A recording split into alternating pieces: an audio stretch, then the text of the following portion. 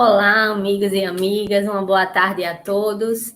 Sejam muito bem-vindos ao canal da Federação Espírita do Estado de Alagoas para mais uma tarde de atividade de palestra pública aqui no formato online, onde nós podemos ter a oportunidade de refletirmos acerca dos ensinamentos do Mestre Jesus. Sintam-se todos abraçados e acolhidos nesse momento, dizendo que também nesse canal vocês podem ter acesso a inúmeros conteúdos de divulgação da nossa doutrina. Temos aí alguns programas que são realizados no decorrer da semana, toda quarta-feira, às 18 horas, com o nosso Evangelho no Lar Online, onde reunimos a equipe da Coordenadoria do Atendimento Espiritual, se reúne e executa junto a todos o Evangelho no Lar Online. Temos também toda sexta-feira a nossa palestra pública lá na nossa sede da FEAL, da Federação de Alagoas, e também transmitida aqui pelo canal. Essa nossa do domingo, aqui todas às 16 horas. E o programa Trocando Ideias Espíritas, que ocorre todo sábado às 14 horas, onde lá nós encontramos um bate-papo descontraído acerca da obra O que é o Espiritismo. Afora isso, temos inúmeros outros conteúdos a proporcionar a todos aqueles que assim o quiserem. Então, nesse momento, nessa tarde, nós vamos montar aqui a nossa bancada virtual e vamos convidar o nosso colaborador da tarde, o nosso querido irmão Edésio. Boa tarde, Edésio. Seja muito bem-vindo. Boa tarde, Ariadne. Boa tarde, internautas. Sejamos todos bem-vindos. Sobre as bênçãos de Jesus. E o nosso amigo, irmão, palestrante da tarde, para também juntar-se a nós aqui nessa bancada, o nosso querido amigo e irmão, Luciano Klein. Boa tarde, meu irmão. Seja muito bem-vindo. Boa tarde, Ariadne, Edésio, aos irmãos que fazem a família espírita da Federação Espírita do Estado de Alagoas e de todo o estado, tão querido ao nosso Ceará, o Estado de Alagoas. Aqui no nosso chat, nós já encontramos aqui a movimentação de algumas pessoas nos desejando boa tarde. A Ana Maria Chaves dizendo boa tarde a todos, na paz e na luz de Jesus. E a querida amiga Elisângela Ferreira também nos desejando uma boa tarde. Então, a Ana Lúcia, né? Boa tarde, amigos queridos. A todos os que nos acompanham, que irão nos assistir posteriormente, nós desejamos os nossos votos de muita luz e de muita paz.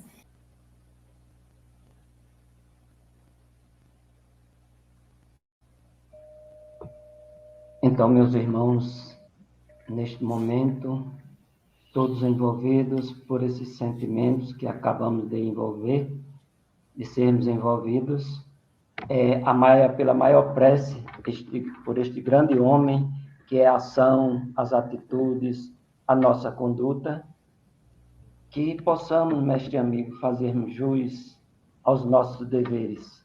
Então, aqui, mestre amado, em nome deste grande homem, em nome de Kardec, que trouxe esta doutrina maravilhosa para todos nós, aqui te rogamos, mestre, que nos ampares, nos inspires, nos ilumines a todo momento diante desta responsabilidade, para que possamos transmitir aos nossos companheiros e irmãos o teu evangelho de amor, através do nosso irmão, hoje, Luciano Klein, que nos trará estes ensinamentos para todos nós, falando-nos da vida deste grande homem contemporâneo nosso, a nos estimular, a nos fazer avançar em direção ao progresso sempre.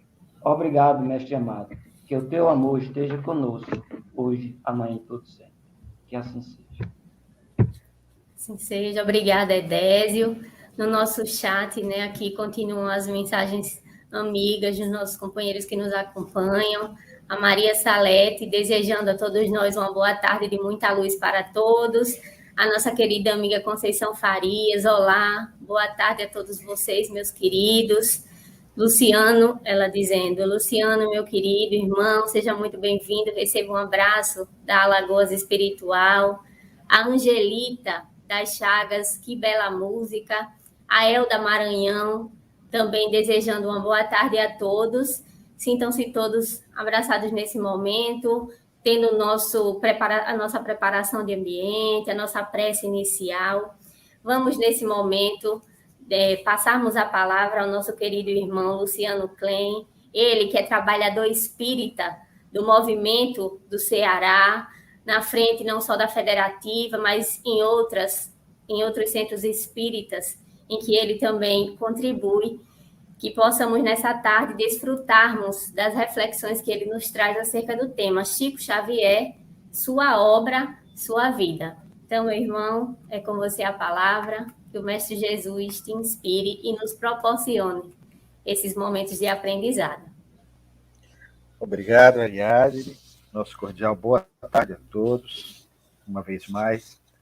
Que Jesus nos abençoe e continue a nos manter na sua paz.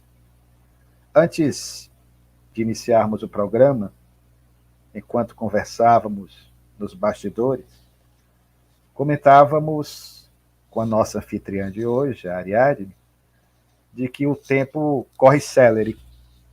Tanto que no ano passado, a serviço da Federação Espírita do Estado de Alagoas, tivemos oportunidade de participarmos de algumas atividades, embora virtuais, mas que nos foram importantes porque, em face do que acontece conosco ainda dos nossos dias, esse momento grave porque passa a humanidade terrestre, em razão da pandemia, tivemos o ensejo de, assim, estreitarmos laços de afetividade, de fraternidade, com irmãos que não conhecíamos, como, por exemplo, a nossa querida Conceição, que uma vez mais gentilmente nos convidou para participarmos desta mesa virtual e desta celebração que muito nos honra, tendo em vista que ontem, dia 2 de abril, foi o aniversário de nascimento dessa alma que é referência para todos nós, como exemplo de vida a ser seguido,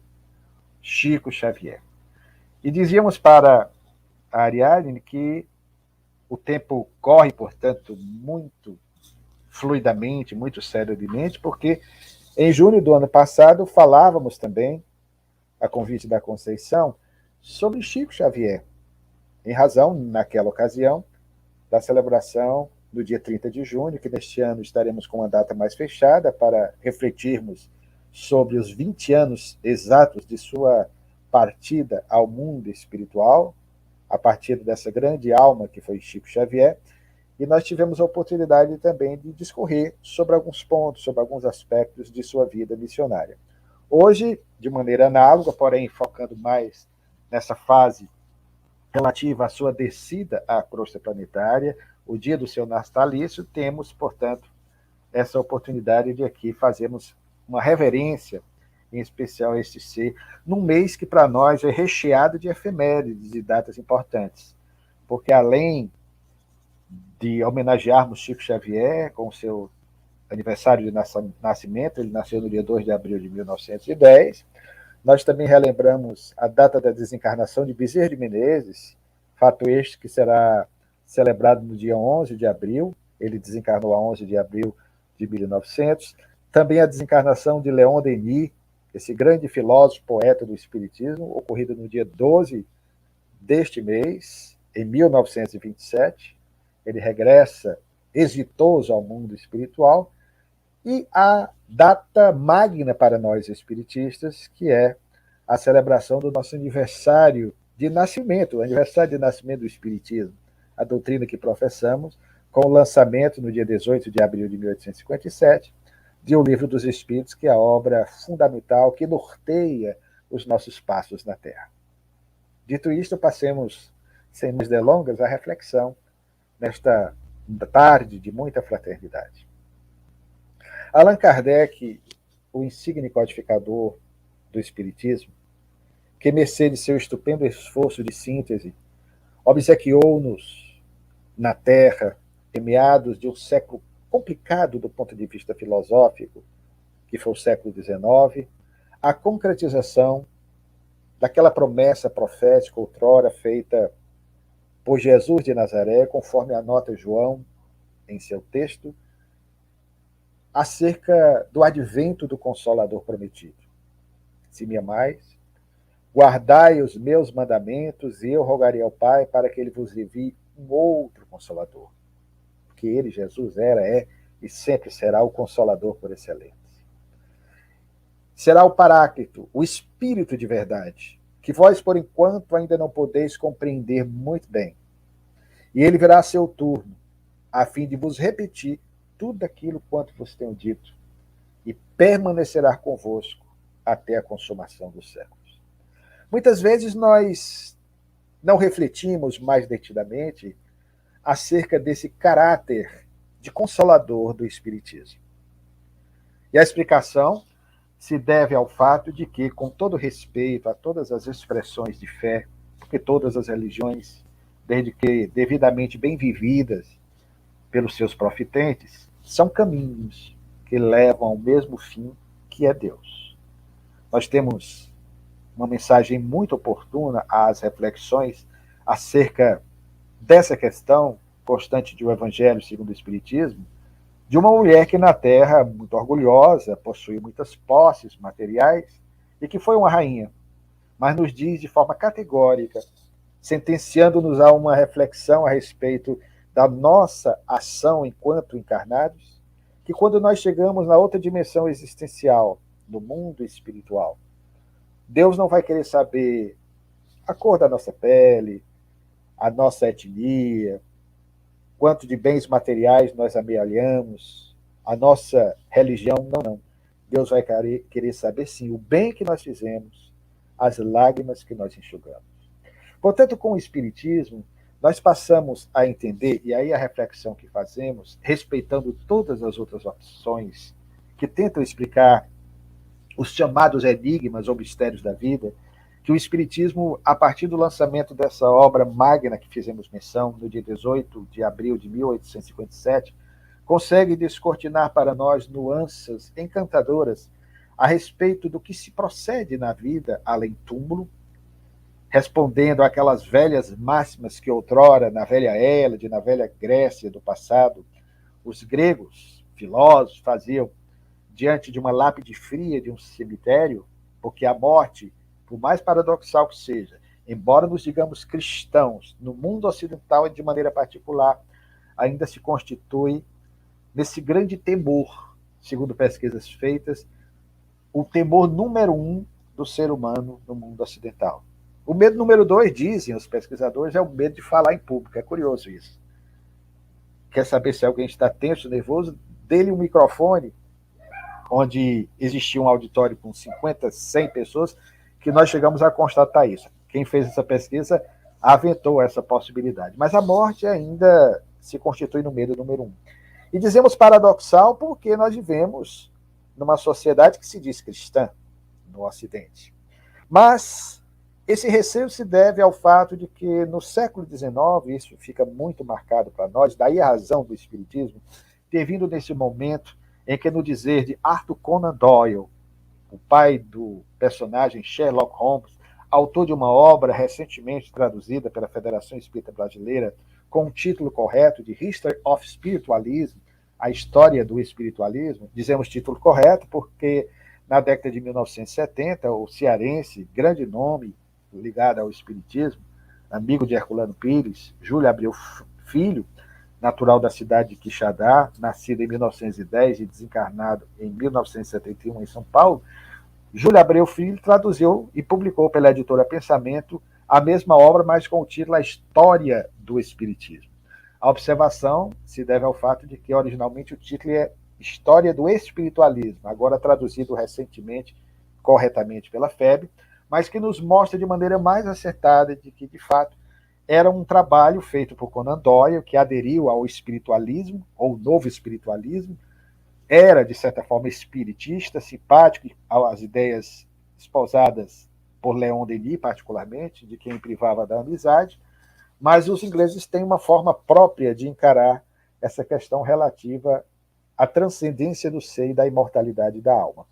Mas queremos dizer tudo isso que Conan Doyle dizia que no século XIX, para que o espiritismo surgisse, houve uma verdadeira invasão organizada da espiritualidade, provocando alarido, provocando uma gama de fenômenos à época vistos como sobrenaturais, para despertar a atenção dos circunstantes, dos presentes, das pessoas que viviam naquele contexto grave, onde uma onda avassaladora de ceticismo, de negativismo e de materialismo ganhou espaços consideráveis, mormente no continente europeu. Daí os fenômenos das mesas girantes, dançantes, voantes, que oportunizaram ao professor Hipólito Leão Denis Arrivaio, nascido em 3 de outubro de 1804 e desencarnado no dia 31 de março de 1869, fazer uma investigação mais pormenorizada, mais criteriosa acerca desses fenômenos, chegando depois de um período paciente de investigações, à constatação de que o fenômeno através do qual as mesas entabulavam conversações inteligíveis, inteligentes, interessantes, com os presentes, não era provocada pela mesa, que era constituída de matéria vegetal morta, mas das almas dos homens que viviam na Terra e que voltavam da outra dimensão existencial para nos dar essa certeza da continuidade da vida, além da cortina de cinzas, além da dimensão que os nossos olhos físicos conseguem perceber, observar. Então nós passamos a compreender com o Espiritismo, por isso é que fazemos questão de dizer, respeitando todas as outras expressões religiosas, que nenhuma delas nos dá tanta certeza, de forma tão clara, objetiva, concisa, de que somos seres imortais. Através de evidências, eu diria até sem titubear, embora seja algo muito questionável a utilização da palavra que nos permite compreender como causas, evidências, fatores que nos mostram que, na verdade, somos seres imortais. Quando temos a oportunidade de compreender o que o Espiritismo nos passa, e, sobretudo, quando estudamos uma vida de um personagem como Chico Xavier, nós passamos a perceber essa realidade de maneira irretorquível, inquestionável. Aí sim nós passamos a entender melhormente o Espiritismo como consolador prometido por Jesus. Porque diante desse medo ainda pavoroso da morte, e em grande parte isso se deve à má educação que nós tivemos na Idade Média no tocante às ideias referentes à destinação das almas na vida pós-mortem, ou se ia para o inferno, ou se ia para o céu. Posteriormente criaram uma zona intermediária, no 6º século da era cristã, que se chamou purgatório, mas em grande parte isso aterrorizava as pessoas, que criam nisso com sinceridade. Mas foi graça, portanto, ao Espiritismo que nós passamos a ter essa ciência, essa percepção, essa compreensão que, do ponto de vista espiritual, nós somos indestrutíveis. E por isso afirmamos que não há realidade mais alentadora, mais confortadora, mais consoladora do que esta, de termos a certeza de que aquele ser que amamos, que conviveu conosco na condição de pai, de mãe, de irmão, de irmã, de filho, de filha, de esposo, de esposa, de amigo, de amiga, e que recebeu o chamado de Deus para regressar antes de nós ao mundo espiritual, ele não desapareceu. Ele não mergulhou no nada, na escuridão total ou na brancura total. Não, não, não. Mas ele continua a viver numa outra dimensão, que estua para além desta, de forma muito mais esplendorosa, bela e feliz. Portanto, através de um homem como Chico Xavier, é que nós passamos a perceber o que quis Jesus propor quando asseverou, sentenciou que no futuro nos enviaria um outro Paráclito, um outro Consolador. O Paráclito, que viria em seu tempo repetir tudo aquilo quanto ele nos disse e muito mais. E de fato, queridos, o Espiritismo nos traz de volta Jesus, numa linguagem concisa, objetiva, direta, clara, para que nós possamos, sem peias, sem amarras, entendê-lo na sua pujança, no seu brilho original, retirando aquele véu de mistérios que muitas vezes os interesses mesquinhos humanos, no decorrer desses 20 séculos que nos separam de sua estada entre nós, e logo, logo, neste mês de abril, iremos uma vez mais relembrar o episódio triste e doloroso do Gólgota, na chamada Sexta-feira da Paixão, quando cometemos aquele crime ignominioso contra o mais justo dos justos homens que já pisaram na terra. E o Espiritismo, portanto, que já foi muito inspiradamente dito ser o cristianismo redivivo, através de Chico Xavier nos mostra exatamente o quanto ele foi posto em prática. O quanto esse homem, que Augusto César Landucci chamou de amor, grande produtor de programas da Rede Globo de televisão, sobretudo um de 1980, que homenageou, como poucos, Chico Xavier, de quem ele privava da amizade, esse grande diretor global, hoje residente no mundo espiritual, ao lado de Chico Xavier, e já naquela ocasião, um dos que propuseram a que Chico Xavier lograsse alcançar o Prêmio Nobel da Paz. O mundo ainda não o conhecia plenamente, talvez se alguns anos a mais tivesse se passado, as pessoas conheceriam mais Chico Xavier. Mas o interessante é que, na abertura do programa de hoje, foi ali elencado, foi ali mostrado alguns desses ilustres personagens da história mais contemporânea. A história contemporânea, ou a idade contemporânea, se inicia com a Revolução Francesa, em 14 de julho de 1789, e vem ainda até os nossos dias.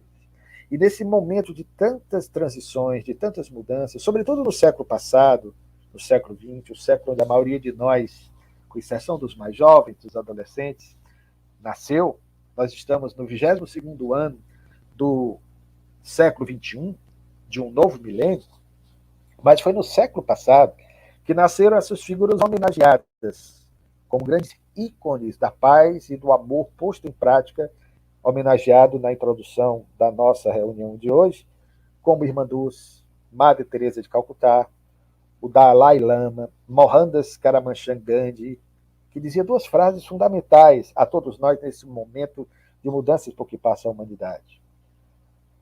Não existe caminho para a paz, pois a paz, ela própria é o caminho. E dizia mais, quando o único homem for capaz de planificar em seu coração o amor, ele será capaz de neutralizar o ódio de milhões.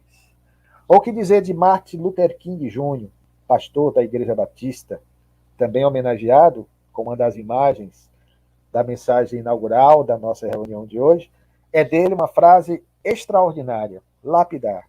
Ou nós aprendemos a viver juntos, como irmãos, ou pereceremos juntos, como loucos. O Brasil é hoje, meus irmãos, o maior país espírita do planeta. Também o maior país católico ainda, e um dos países onde mais se expandem as igrejas evangélicas, o que é algo muito auspicioso para todos nós, porque mostra esse interesse incontido do nosso povo, da nossa gente, pelo espiritual. Preocupante seria se as pessoas estivessem optando por seguir concepções filosóficas de um teor materialista, de um teor negativista, de um teor ceticista. E, em grande parte, como historiador, nós temos dito sempre que, no século XIX, Bezerra de Menezes, e no século XX, Chico Xavier, embora houvesse grandes outros nomes da história do Espiritismo, como Caiba Schutter, Viana de Carvalho, Eurípedes Bazanufo, Aura Celeste, Ivone do Amaral Pereira, mais recentemente o trabalho missionário de Divaldo Pereira Franco, mas no século XX e no século XIX, nós arriscamos dizer, como pesquisador, que os dois nomes maiores que foram grandemente responsáveis para essa expansão vertiginosa do Espiritismo foram Bezerra de Menezes e Chico Xavier. E o fato se deve, sobretudo, à maneira como essas almas viviam, porque não eram tão somente teóricos do Espiritismo, não eram, nunca foram, espíritas de gabinete, eram pessoas que procuravam, no seu cotidiano, ter uma vida consubstanciada na vivência do amor, aquele amor pregado de púlpito, mas vivido no dia a dia na relação com todas as pessoas com as quais tiveram a oportunidade de conviver. Sobre Bezerra já falamos muito. E sobre Chico Xavier sempre nos embevece, sempre nos emociona falar desse homem simples, esse homem que no dia 3 de outubro, de aniversário de nascimento de Allan Kardec, de aliás da desencarnação de Francisco de Assis, na Idade Média, embora a igreja celebre o seu dia no dia 4 de outubro, mas no dia 3 de outubro de 2012, o Sistema Brasileiro de Televisão, o SBT, a partir de uma enquete feita, da qual participaram várias expressões da nossa cultura, jornalistas, artistas, cientistas, filósofos, foi eleito com mais de 70%, na relação de nomes que tinha outras grandes personalidades, como Irmã Dulce, como Pelé, Chico Anísio, Ayrton Senna, o próprio Roberto Carlos e outras tantas figuras da nossa cultura e da religião de uma forma geral, mas foi eleito o grande brasileiro do século passado. Essa figura, portanto, que até hoje nos toca o coração pela vida franciscana que levou, honrando a tradição de seu nome, mas rememorando a expressão do pobrezinho da Úmbria, que dizia com muita propriedade em seu tempo que se as palavras convencem, são efetivamente os exemplos que arrastam. Esse é Chico Xavier, um fenômeno em todos os sentidos. De fato, a atenção que as pessoas deram a Chico Xavier, como também Jesus no início da sua missão extraordinária, na celebração das bodas de Caná, foi a priori através de uma gama de fenômenos por ele prodigalizados, para chamar a atenção das pessoas. Mas o foco maior da sua mensagem, como é a mensagem de Jesus, como é a mensagem espírita, é para a necessidade imperiosa de nós introjetarmos a mensagem da imortalidade em nossos corações, compreendendo as nossas responsabilidades na vivência presente da mensagem do madeiro, da mensagem do Evangelho, redivível pelo Espiritismo, para que assim possamos, em redimensionando as nossas vidas, modificarmos a partir de nós o mundo no qual momentaneamente nos situamos. Estamos ainda num mundo de provas e de expiações. Assim classifica Allan Kardec. E em mundos dessa estirpe, dessa categoria, dessa condição, via de regra, porque nós teimosamente, em face do orgulho e do egoísmo, que ainda nos são características da alma, não fazemos lucidamente a opção pelas veredas do bem, pelas trilhas do amor, a dor, o sofrimento, passam a se constituir como acicates da nossa vida, como mestres, como professores, para que nós possamos, somente assim às vezes, quando não fazemos a opção pelo caminho do amor, parar um pouco dessa nossa caminhada acelerada, afoita, apressada, para reavaliarmos as nossas vidas e mudarmos, se possível, o nosso rumo existencial. Mas Deus que é Pai, ou cá para nós, como sempre gostamos de dizer, aproxima-se o mês de maio, mês nas mães das mulheres, cá para nós, porque isso fazia parte de uma sociedade patriarcal, mas costumamos dizer que Deus, na sua afetividade, na sua ternura, ele era muito mais mãe do que pai. Deus tem essa postura da afetividade tão necessária às nossas relações, nos nossos dias, inclusive nas nossas relações, no nosso movimento espírita. Então nós vamos encontrar o nosso mundo ainda nessa condição, mas Deus que é mãe nunca nos deixou abandonados, nunca nos deixou ao Deus dará, como se diz o ditado popular, mas tem enviado à Terra periodicamente, em todos os fastos, em todos os períodos da nossa evolução histórica, almas abnegadas, esses irmãos nossos, que não são, em momento algum, seres privilegiados no processo da criação. Não, não. No Espiritismo não há privilégios nem prerrogativas, mas os irmãos mais maduros, almas mais refinadas, que conseguiram, mediante seus próprios esforços individuais, galgarem degraus mais elevados na escala de ascensão das almas e, por amor a nós outros, recebendo o comando divino, volvem à nossa dimensão para nos ensinarem, pelos seus exemplos, o que é mais importante, o abecedário do amor.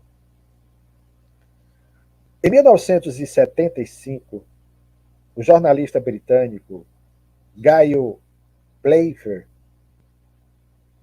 que durante algum tempo viveu aqui no Brasil, na década de 1960, até o início de 1970, ele escreveu uma obra lançada nesse referido ano de 75, que saiu com o título de The Flying Call, traduzido literalmente ao português, embora essa obra tenha sido lançada posteriormente pela editora Record com outra denominação, Mas respeitando o seu título original, o título da obra, se fosse traduzido para o português, seria A Vaca Voadora.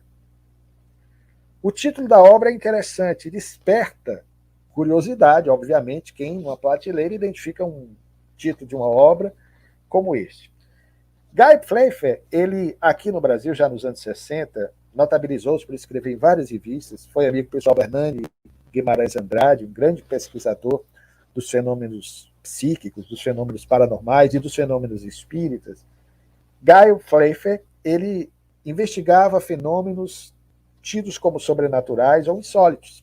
Chegou a entrevistar por várias vezes Chico Xavier e também o médium da faca enferrujada, José Arigó.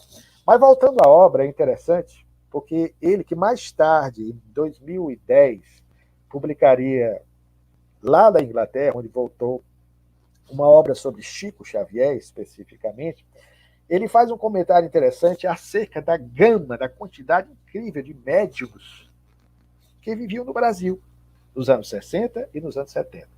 E, de fato, quando nós temos a oportunidade de compreender um pouco a trajetória histórica do espiritismo nacional, nós vemos médiums como José Arigó, o médium das cirurgias do Dr. Fritz, originalmente, que, aliás, nem espírita era, ele era mais católico do que espírita, para mostrar que o fenômeno independe da fé. Nós vamos ter depois, aí sim, já mais espírito, o Dr. Edson Queiroz, que vai receber a mesma entidade espiritual, este já espírita.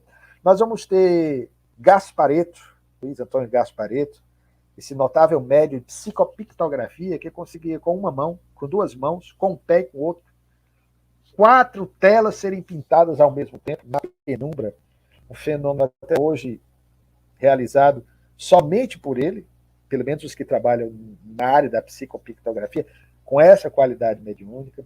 Nós tivemos médiuns como Zilda Gama, Ivone do Amaral Pereira, mais recentemente o médium da palavra falada, Divaldo Pereira Franco, que no próximo dia 5 de maio estará completando 95 aninhos e que no último dia 27, próximo passado, no domingo anterior, há uma semana, completou exatamente 75 anos do início de suas atividades de pregação doutrinária, de divulgação do Espiritismo, através da palavra falada e da palavra vivida.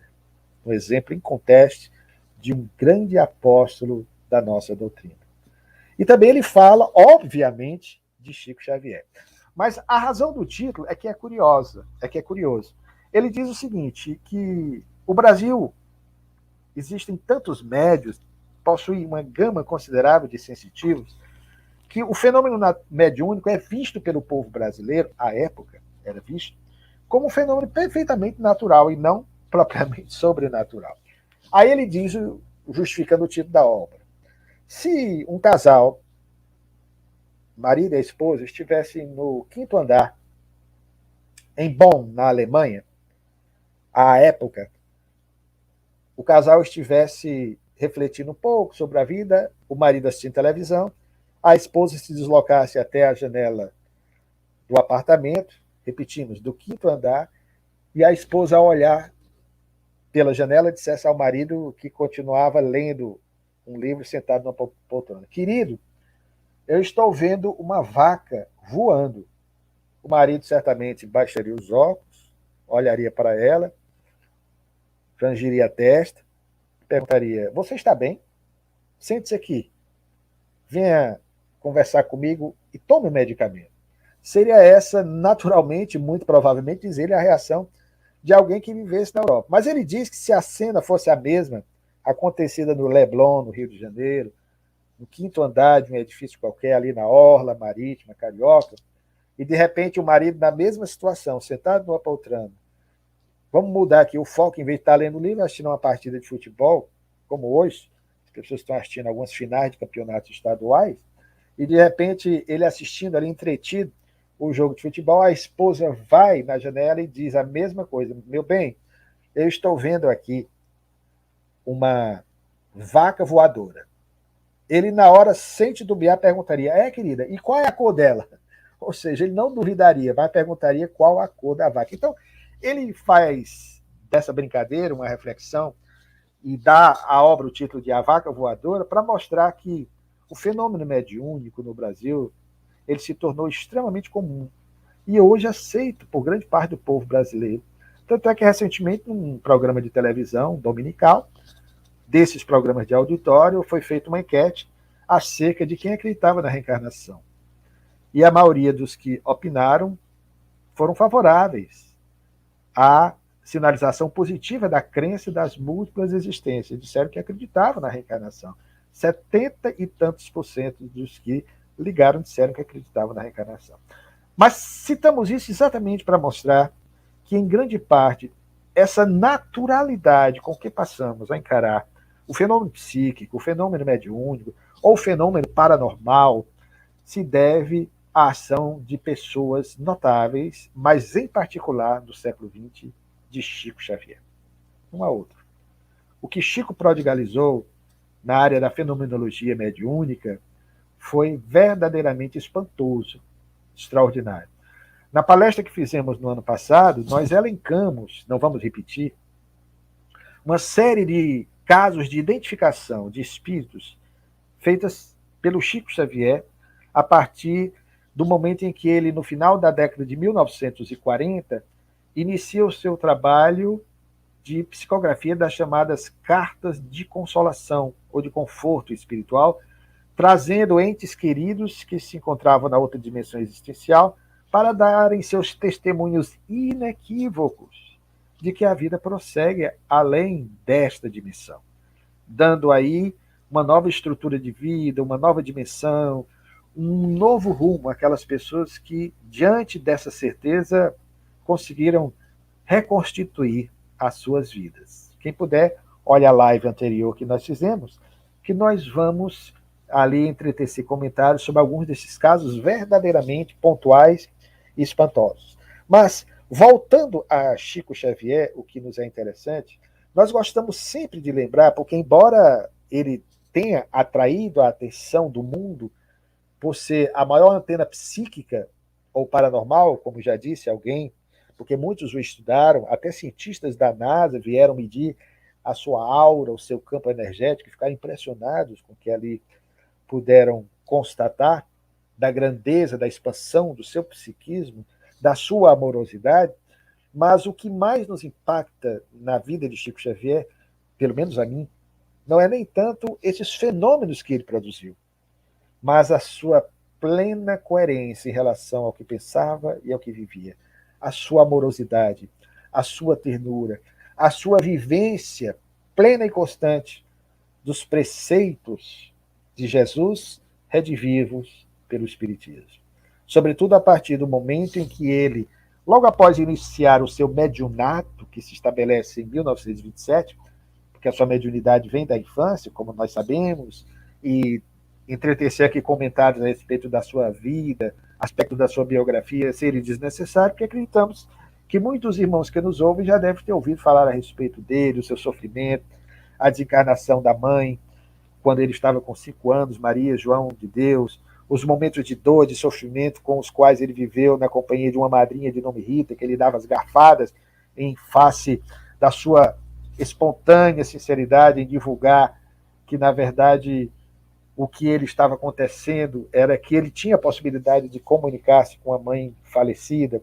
Depois nós vamos ter o seu reencontro espiritual com a madrasta, a boa madrasta Cidália, que vai lhe dar um novo rumo já na década de 1910. Enfim, esses aspectos iniciais da vida de Chico Xavier, a presença do casal, da família Perácio, a presença de amigos no entorno dele, a fundação do Centro Espírita Luiz Gonzaga, isso a partir de 1927, já na sua fase espirítica propriamente, ele começa a se estruturar intimamente, e a partir de 1931, ele, numa simbiose perfeita, passa a trabalhar com o seu amigo espiritual e amigo espiritual de todos nós, Emmanuel, que passa a lhe dar as diretrizes necessárias para que ele pudesse lograr êxito na missão a qual vinha realizar na Terra. E a partir de então, Emmanuel se imanta a ele, se vincula a ele, para a realização desse trabalho incomum, notável, a divulgação do Espiritismo, e para que nós pudéssemos entendê-lo de fato como Consolador prometido. Isso tudo nós conhecemos da vida de Chico Xavier. O lançamento, em 1932, da obra antológica que impactou o mundo literário nacional e internacional, eu me refiro ao livro Parnaso de Além Túmulo, que foi publicado no dia 9 de julho de 1932, portanto, há exatos 90 anos a serem comemorados no próximo mês de julho, próximo, nós vamos ter ali o lançamento de uma obra que sinaliza para nós também esse espírito do Consolador prometido. Porque os vates, os poetas, lusitanos ou brasileiros, trazem de volta, com as suas estéticas próprias, com os seus estilos literários únicos, inconfundíveis, aquela mesma noção artística, agora com a nova modalidade eivada de espiritualidade.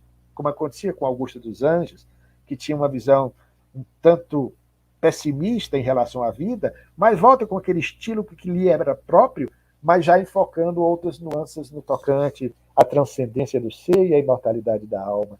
É Castro Alves que volta, dizendo a todos nós que há mistérios peregrinos, os mistérios dos destinos que nos mandam renascer. Da luz do Criador nascemos, múltiplas vidas vivemos, para a mesma luz volver. É o poeta popular cearense, espírita, desencarnado em 1930. É Dom Silvério Horta, o primeiro bispo afrodescendente de Mariana, Minas Gerais, que passou a nos dar uma das mais belas mensagens de que nós temos notícia, a célebre oração, que começa dizendo: Pai nosso que estás nos céus, na luz dos sóis infinitos. Nós vamos encontrar Antero de Quental, nós vamos encontrar Guerra Juqueiro, João de Deus, enfim, poetas que voltam do mais além para nos dar essa certeza de que somos realmente seres imortais. Portanto, Chico inicia esse seu trabalho missionário. A obra de Gaio Playfair, portanto, apenas nos confirma o que mais tarde aconteceria, já nos anos 1970, quando, após as bombásticas entrevistas realizadas pela extinta Rede Tupi de televisão, no ano de 1971, o mundo, além do Brasil, ficou conhecendo Chico Xavier. Historicamente, sociologicamente, antropologicamente, nós não temos como negar a importância desses dois programas para que o espiritismo no Brasil tivesse um impulso muito grande. Por trás deles, Chico Xavier. O sucesso foi tamanho, todos sabemos, hoje os programas estão aí disponibilizados, remasterizados, em excelentes condições no YouTube. Nós sabemos que foi a partir desses programas, com uma audiência incomum na televisão brasileira à época, que demonstra que as pessoas, que todos nós temos essa sede pelo transcendental, pelo espiritual, para sabermos a nossa realidade imortalista. E Chico conseguiu provocar esse interesse no povo brasileiro, de tal maneira que naquela mesma década, os mais antigos, os da minha geração ou da geração anterior, devem se lembrar de novelas que fizeram sucesso, um sucesso estupendo ainda na Rede Tupi de televisão, como a novela A Viagem, de Iva de Ribeiro, na primeira versão ainda. Posteriormente tivemos uma na Rede Globo, estrelado pelo Antônio Fagundes e a Cristiane Torlone, Yara Cortes e outros tantos atores, com um sucesso extraordinário, inclusive recentemente lançado em um desses canais de TVs fechadas do Sistema Globo, o canal Viva, sempre igualmente com essa audiência extraordinária. A novela Profeta na primeira edição, a novela Profeta na segunda edição, Alma Gêmea mais recentemente, outras tantas que enfocavam temáticas relacionadas à reencarnação, à espiritualidade, à possibilidade da comunicabilidade dos espíritos. A própria novela Pantanal, hoje novamente aí em versão atualizada pela Rede Globo de televisão, na antiga Rede Manchete, que teve uma participação também importante em alguns programas de televisão, o Walter Avancini, que era simpático com as ideias espíritas, de muitas novelas, de muitos documentários, abordando a questão da imortalidade da alma. A novela Pantanal, na versão original pelo menos, ela mostrava vários fenômenos, embora os exageros, evidentemente, mas ressaltando a possibilidade da comunicabilidade entre as duas dimensões existenciais, como o personagem, o Velho do Rio, à época interpretado pelo saudoso ator global, galã dos anos 70, Cláudio Masso. Enfim, em 1979 nós tivemos um filme que inauguraria uma série de outros tantos a partir do trabalho de Chico Xavier, quando aconteceu, no dia 1º de fevereiro de 1974, um dos mais terríveis incêndios da história da humanidade, e as cenas são ainda hoje extremamente fortes, porque pessoas se jogavam desesperadas do alto do edifício Joelma, em chamas, e uma das mensagens que Chico Xavier recebeu é a razão do filme, estrelado em 1979 pela então jovem atriz, com 18 anos à época, Beth Goulart, filha do casal espírita, os dois já residentes no mundo espiritual, Paulo Goulart e Lissete Brum. Então vejam o quanto a obra de Chico Xavier, que se tornou mais conhecida na sequência dos anos 80, dos anos 90 e agora do início do novo século, com novos filmes de temáticas espíritas ou espiritualistas, como o filme que homenageava o Chico Xavier em 2010, com o selo das produções Globo, Chico Xavier, uma homenagem ao seu primeiro centenário de nascimento. Então, queridos, a vida de Chico Xavier está palmilhada de exemplos que nos tocam o coração. A sua sensitividade era notável, era impressionante, e por vezes, nas leituras que fazemos de muitos dos seus fenômenos, nós paramos um pouco até para refletir a respeito da sua espirituosidade.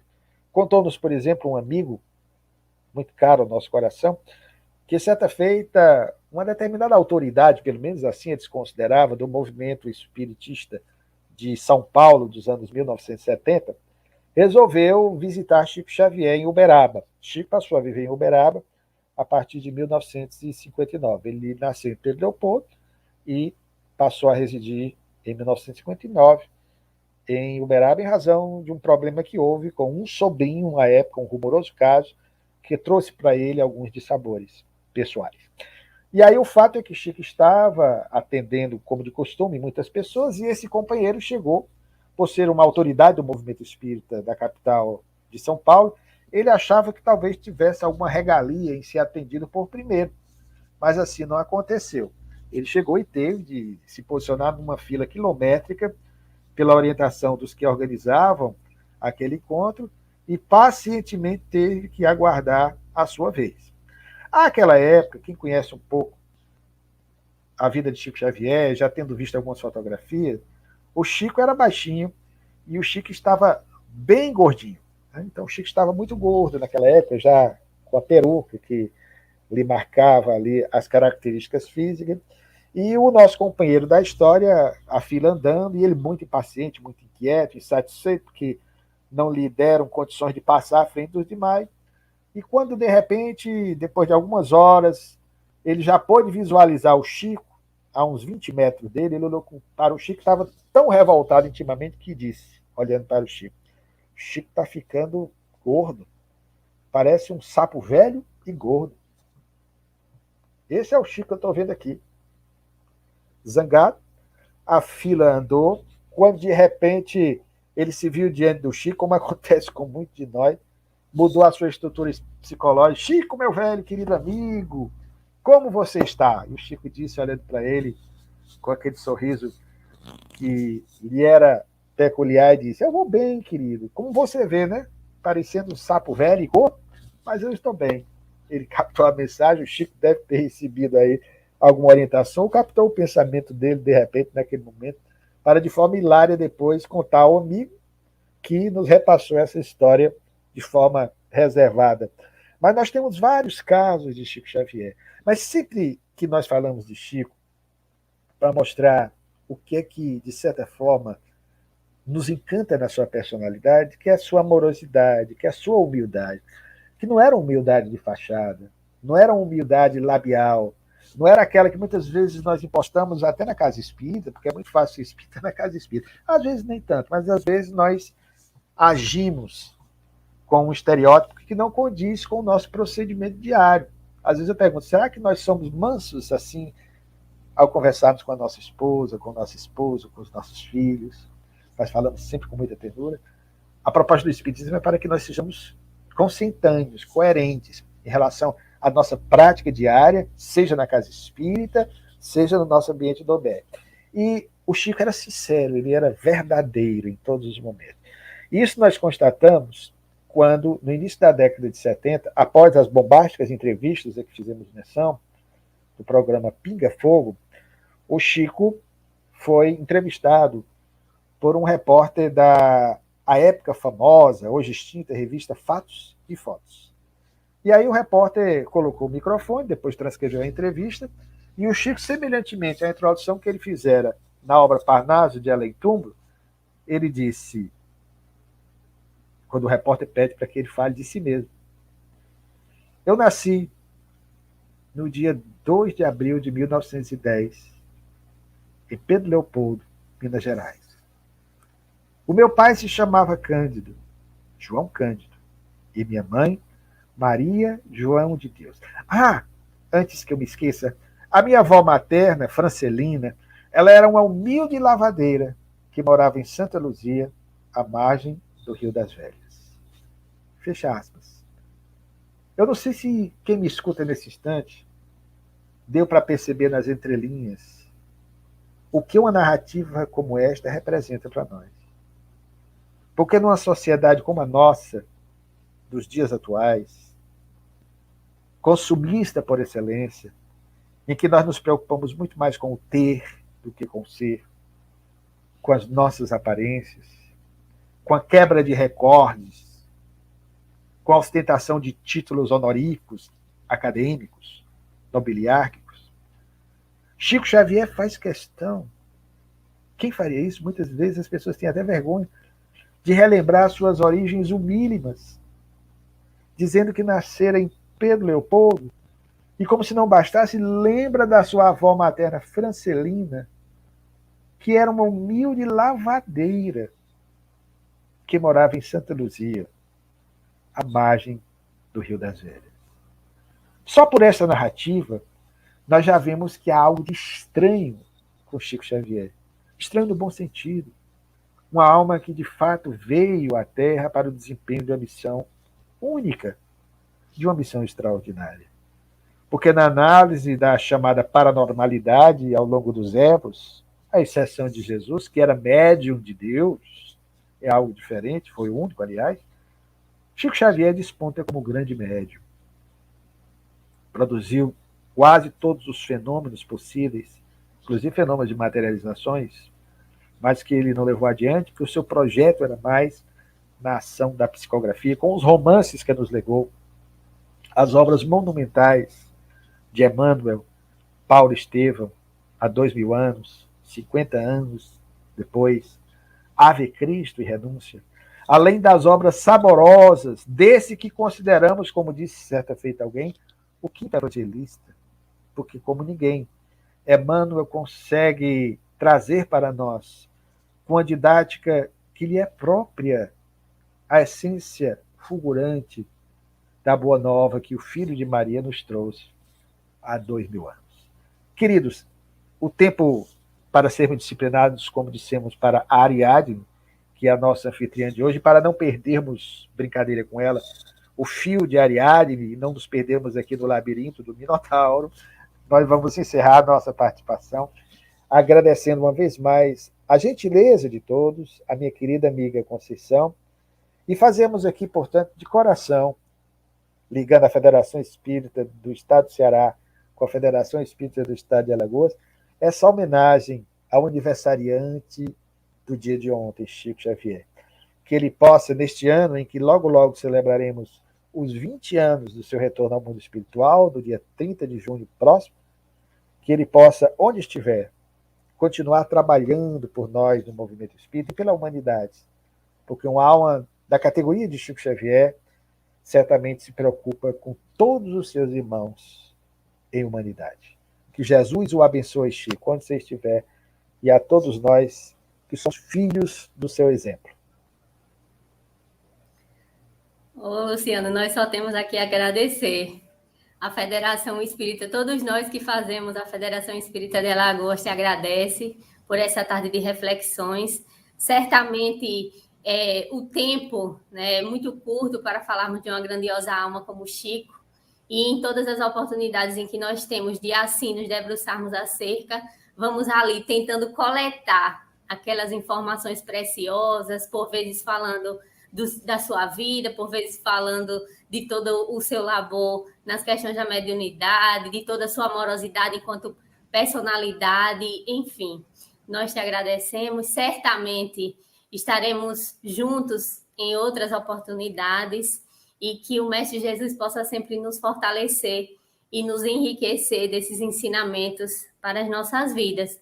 Nós gostaríamos aqui de divulgar, né, uma obra que é do Luciano, que é Bezerra de Menezes, O Homem, Seu Tempo e Sua Missão. E ele foi editado, né, Luciano, pela FEEC, pelo Memorial Bezerra de Menezes, lançado em 17 de dezembro, através de uma live pela FEB TV, e lá na livraria da FEB, dentre outros, a gente também consegue ter acesso ao livro. É uma obra primorosa em que nós podemos aí nos desfrutarmos da leitura e do estudo. Um outro convite, para no próximo domingo, né, nós teremos aqui no nosso canal da FEAL TV a palestra, né, e será com o nosso amigo e irmão, o Júlio César Góes, que é de lá de Sergipe. E ele vai trazer para todos nós o tema Os Ensinos de Jesus, as Bem-aventuranças. Então, sintam-se todos convidados a no próximo domingo, esse mesmo horário, às 16 horas, iniciamos essa atividade. O chat aqui não parou com inúmeras mensagens de carinho, mensagens desejando uma boa tarde a todos, felizes e gratos pela oportunidade dos aprendizados. E assim, para finalizarmos a nossa atividade da tarde, a nossa palestra pública, como assim iniciamos, assim finalizamos com a nossa prece do nosso irmão Edésio, que fará para todos nós. Então, meus amigos, neste momento, agradecemos ao nosso amigo e irmão Luciano Clay pela excelente palestra. E, neste momento, queremos agradecer a estes espíritos maravilhosos, como Bezerra de Menezes, Chico Xavier, Kardec, por ter nos trazido como emissários do Cristo. Kardec ter nos trazido esta doutrina maravilhosa que nos traz a racionalidade, e ao Cristo Jesus, como Luciano disse, médium de Deus, nosso guia e governador.